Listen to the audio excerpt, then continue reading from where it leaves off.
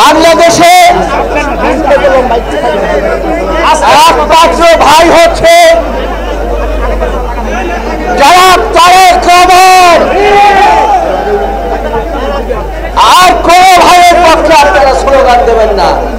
যে আজকে 17 বছর আমরা সংগ্রাম করেছি এবং 17 বছরের সংগ্রামের ফলে 24-এ এই যে জুলাই আন্দোলন সৃষ্টি হয়েছে এবং আপনার ছাত্র জনতা ঐক্যবদ্ধভাবে 5ই আগস্ট এই মুগ্ধ তার বুকে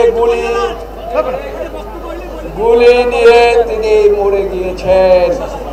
আপনার এই পৈশাচিকরা মুগ্ধকে বাঁচতে দেয় নাই। হাজার হাজার মায়ের কোল আপনার এই বাহিনীরা খালি করেছে। এটা আপনারা ভুলবেন কিভাবে? কোন অবস্থায় বাংলাদেশের মানুষ ভুলে যেতে পারে নাই।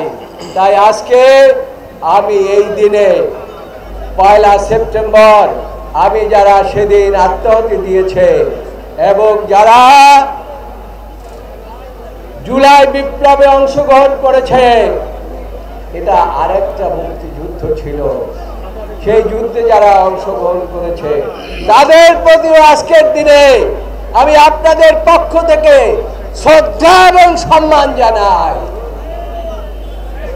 এবং তাদের যারা এখনো আক্রান্ত হয়ে চিকিৎসাধীন আছে, আমি ইতিমধ্যেই মামলা করেছি, আপনারা জানেন, বলেছি এই যারা এখনো চিকিৎসা পায় নাই, বর্তমান সরকারকে আহ্বান জানিয়েছি কমপক্ষে 1 কোটি টাকা দেওয়া হলেও তাদের চিকিৎসার ব্যবস্থা আপনাকে করতে হবে।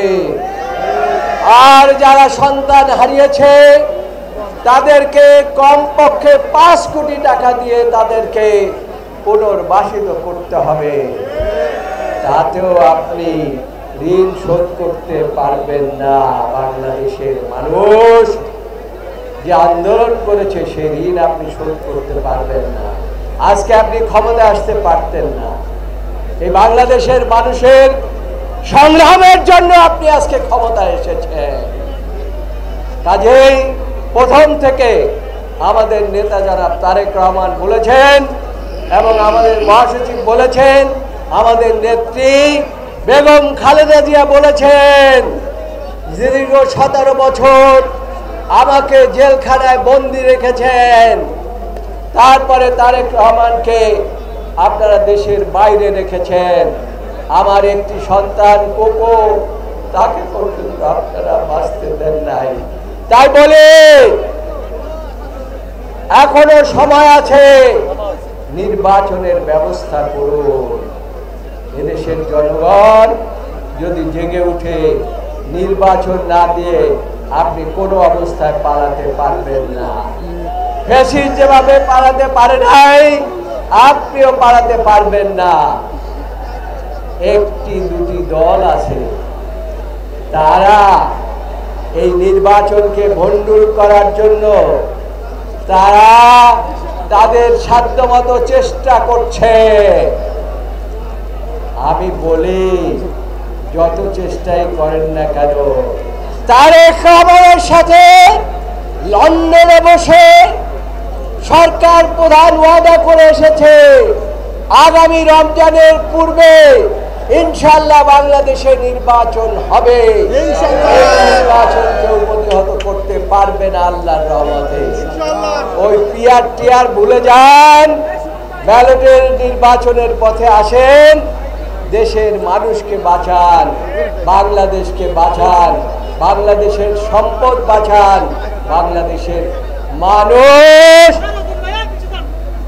ভোট দিতে চায় এবং সেই ভোট হতে হবে আগামী ফেব্রুয়ারি মাসের। কোনো ব্যত্যয় ঘটার কোনো স্কোপ নাই আল্লাহর রহমতে।